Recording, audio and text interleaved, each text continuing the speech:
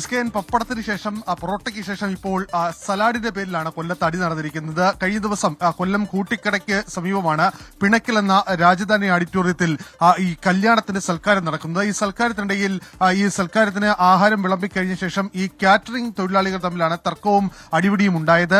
ഈ വിവാഹ സൽക്കാരത്തിനെത്തിയ പലർക്കും ഈ ബിരിയാണിക്കൊപ്പം സലാഡ് വിളമ്പിയില്ല എന്നാരോപിച്ചായിരുന്നു കാറ്ററിംഗ് തൊഴിലാളികളും അതുപോലെ തന്നെ ഇത് നിർമ്മിച്ച ഈ പാചകം ചെയ്തവരും തമ്മിൽ തർക്കമുണ്ടാവുകയും ഈ തർക്കത്തിനൊടുവിൽ പാത്രങ്ങൾ കൊണ്ട് തലക്കിടിക്കുകയായിരുന്നു.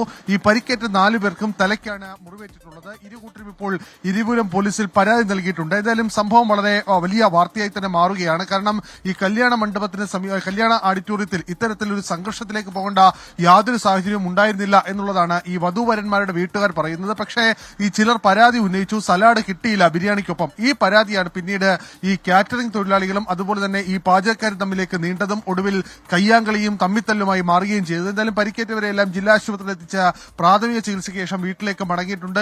ഇരുകൂട്ടരും ഇപ്പോൾ ഇരിവൂരം പോലീസിൽ പരാതി നൽകിയിട്ടുണ്ട്. ഈ വാർത്ത റിപ്പോർട്ട് ചെയ്യുമ്പോൾ നമുക്ക് തന്നെ ഉള്ളിലൊരു ചിരിയാണ്. കാരണം കൊല്ലത്ത് നിന്ന് ഇത്തരത്തിലുള്ള വാർത്തകൾ പറയേണ്ടി വരുന്നു എന്നുള്ള സാഹചര്യമാണ്. ഒരു കൊല്ലക്കാരൻ നിലയിൽ പോലും ഒരു മാനസികമായി തന്നെ വിഷമമുണ്ട്. പക്ഷെ അതിനപ്പുറം ഇത്തരം സംഭവങ്ങൾ എന്തുകൊണ്ട് ആവർത്തിക്കുന്നു എന്നുള്ള ചോദ്യം ഇങ്ങനെ നമുക്ക് തന്നെ ബാക്കിയാവുകയാണ്. നിസ്സാര കാര്യത്തിലാണ് ഇത്തരം തമ്മിത്തല്ലുകൾ ഉണ്ടാകുന്നത്.